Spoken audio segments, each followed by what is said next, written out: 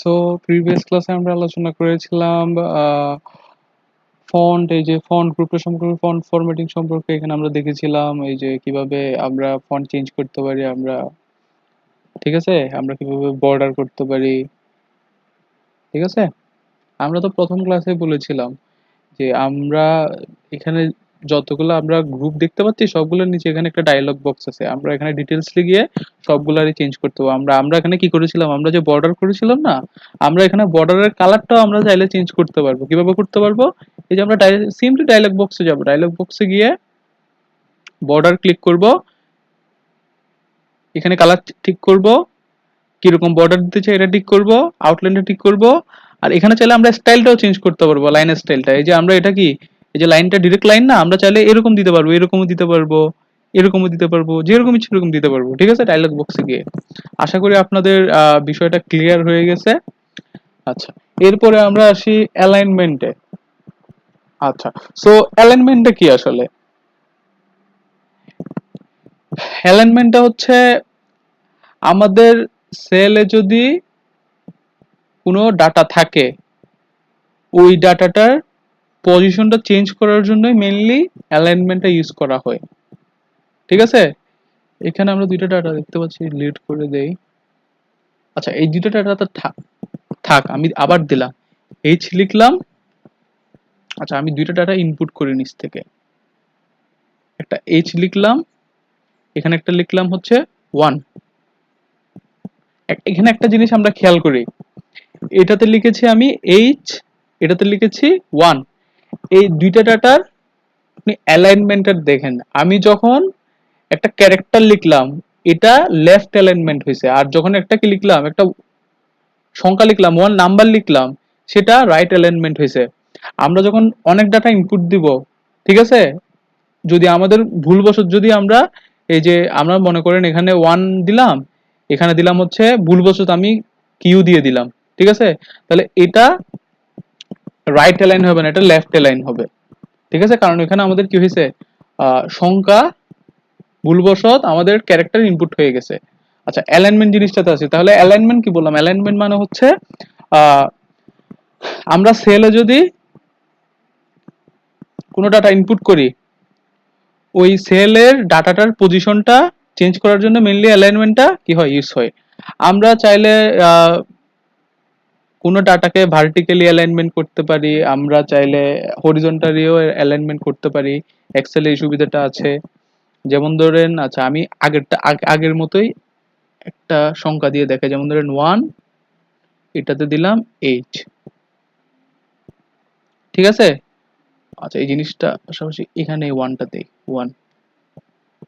আচ্ছা, আমরা এই দুইটা ডাটার দিকে লক্ষ্য করি, এইচ আর ওয়ান, এটা হচ্ছে লেফট অ্যালাইন করা, এটা হচ্ছে রাইট অ্যালাইন করা, ঠিক আছে। এখন মনে করেন এই দুইটা আমি আহ, এই দুইটা আমি মিডল অ্যালাইন করতে চাচ্ছি, তাহলে আমাদের কি করতে হবে? আমাদের অ্যালাইনমেন্ট এখানে একটা গ্রুপ আছে, আপনি দেখতে পাচ্ছেন ফন্টের পাশেই, ফন্টের ডান পাশে অ্যালাইনমেন্ট গ্রুপ আছে, এখান থেকে আমরা চাইলে এটা কি করতে পারবো, এটা আমরা মিডল অ্যালাইন করতে পারবো। কিভাবে করতে পারবো? জাস্ট আমরা যেই সেলটার ডাটার পজিশনটা চেঞ্জ করতে চাচ্ছি, সেই সেলটা আমরা ক্লিক করব। মনে করেন আমি এইচ এর ডাটাটা চেঞ্জ করতে চাচ্ছি, বা এই দুইটার ডাটা একসাথে চেঞ্জ করতে চাচ্ছি। দুইটার ডাটা যদি একসাথে চেঞ্জ করতে চাই, তাহলে আমাদের দুইটা সেলই আমাদের কি করতে হবে, আমাদের সিলেক্ট করতে হবে। তাহলে আমি দুইটা সেল সিলেক্ট করলাম। আমি কি করতে চাচ্ছি, মিডল অ্যালাইন করতে চাচ্ছি, তাহলে কি হবে?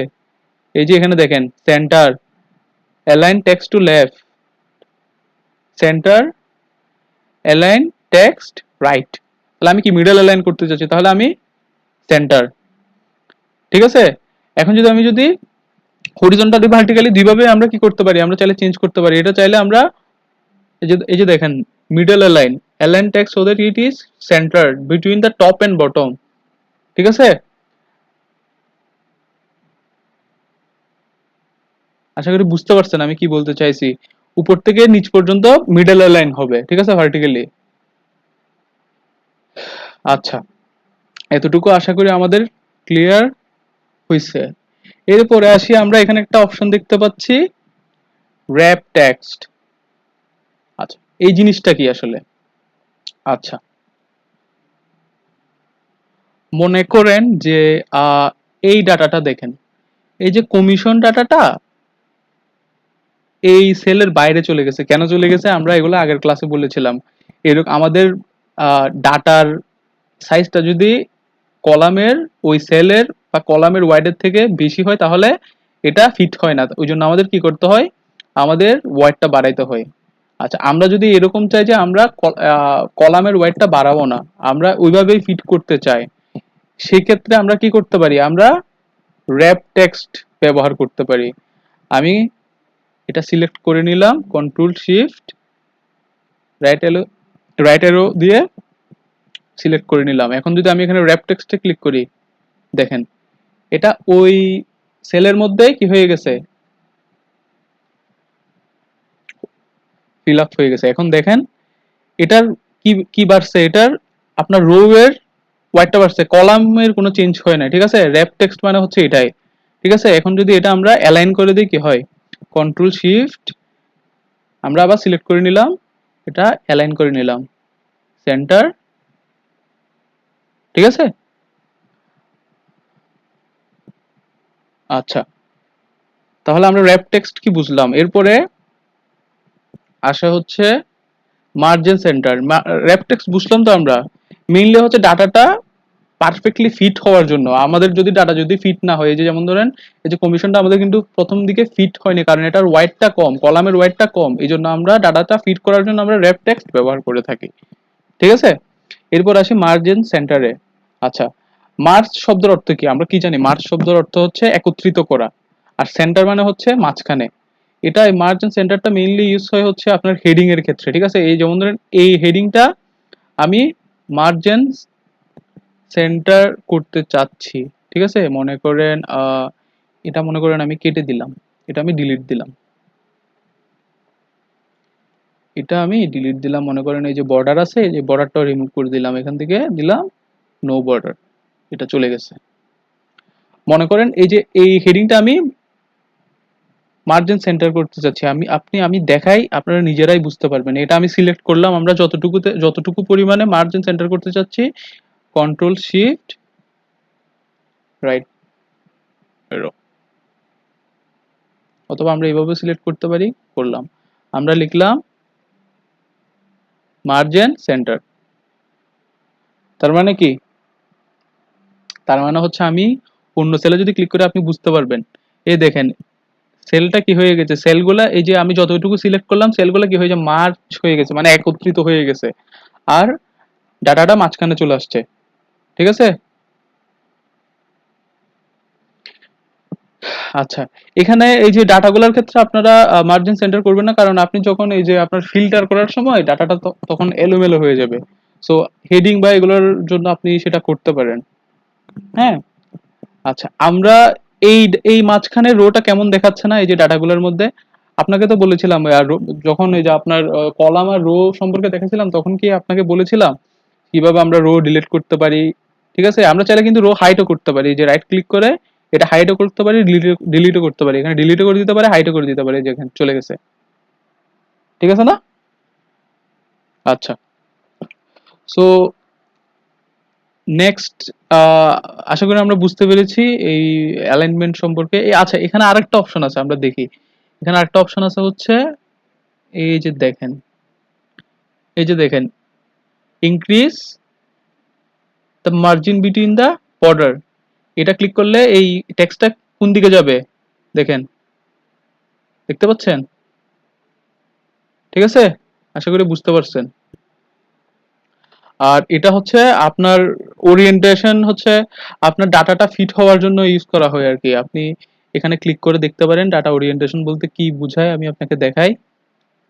আপনি টেক্সটটাকে আপনি বিভিন্নভাবে ওরিয়েন্টেশন করতে পারেন।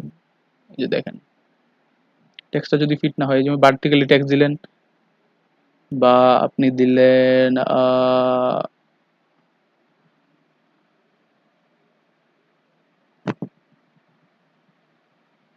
এটা আপনি অপশন দিয়ে করতে পারেন,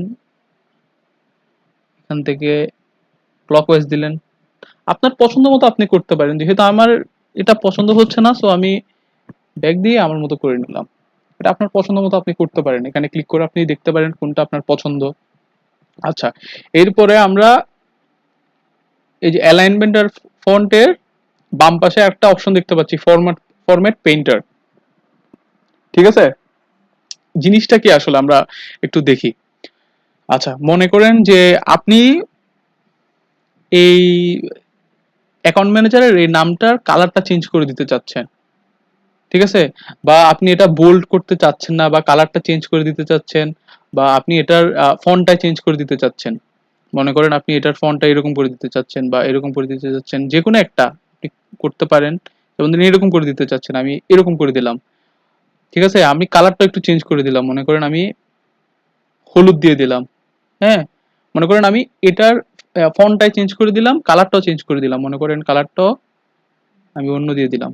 আমি তো এটার কালার চেঞ্জ চাচ্ছি না, আমি এটার কালার চেঞ্জ চাচ্ছি। যেটার কালার চেঞ্জ চাচ্ছি সেই সেলে কি করতে হবে, ক্লিক করতে হবে। আচ্ছা, মনে করেন আমি এটা দিতে চাচ্ছি। হ্যাঁ, তো আমি কি সবগুলোরই তো চেঞ্জ করবো, তাই না? আমি কি বারবার এই যে সেম ভাবে এটা ক্লিক করে আবার কি এইভাবে চেঞ্জ করব? না, আমি সেভাবে চেঞ্জ করব না। তো এটার জন্যই আমরা ফরম্যাট পেইন্টারটা ইউজ করব। ফরম্যাট পেইন্টারের কাজ কি সেটাই দেখাচ্ছি আপনাদেরকে। আমি এই সেলের মতোই তো চাচ্ছি, তাই না? এই সেলের মতো আপনার ফন্টটা চাচ্ছি, ফিলটাও এরকম চাচ্ছি, আপনার এই যে ফিল কালারটাও চাচ্ছি এরকম।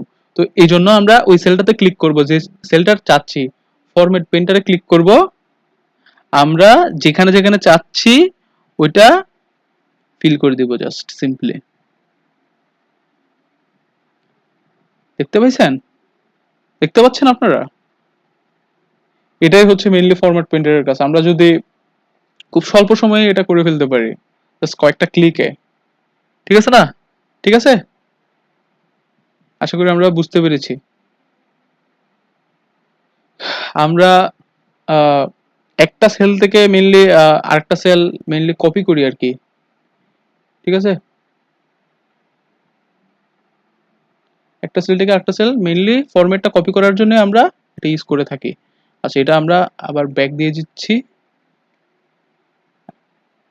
আচ্ছা, মনে করেন আপনি পুরা ডাটাটাই চেঞ্জ করতে চাচ্ছেন। আমি মনে করেন আমি এরকম চাচ্ছি না।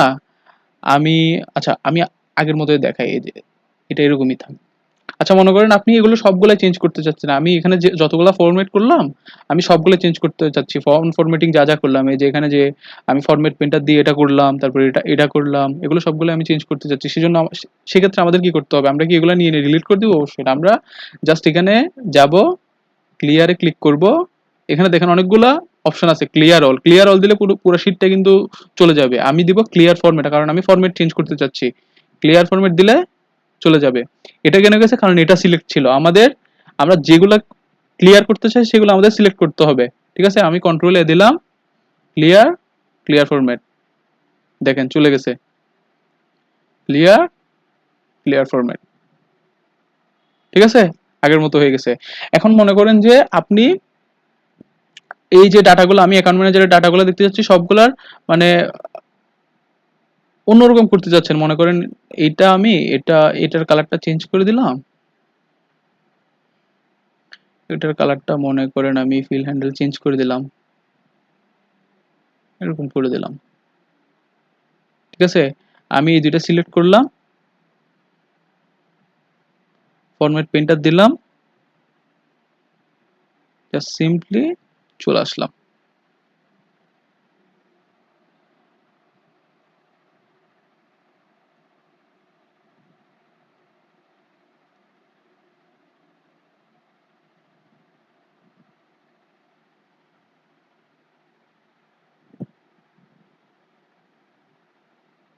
দেখছেন ফরম্যাট পেইন্টার দিয়ে কত ইজিলি আমরা এটা চেঞ্জ করে ফেলছি। আচ্ছা, আশা করি আপনারা বুঝতে পেরেছেন। আপনারা এগুলো একটু প্র্যাকটিস করবেন, জিনিসগুলো একটু দেখবেন। আপনি এক্সেল শিটটা ওপেন করে এই যে টুলগুলা নিয়ে একটু দেখবেন আর কি, ক্লিক করে দেখবেন। ভিডিওতে যা যা দেখছেন আপনি নিজের মতো করে দেখবেন। এখানে ক্লিক করবেন, ক্লিক করে দেখবেন কোনটা দিয়ে কি কাজ করে, কাজ না করে। আশা করি আপনারা বুঝতে পেরেছেন। ধন্যবাদ সবাইকে।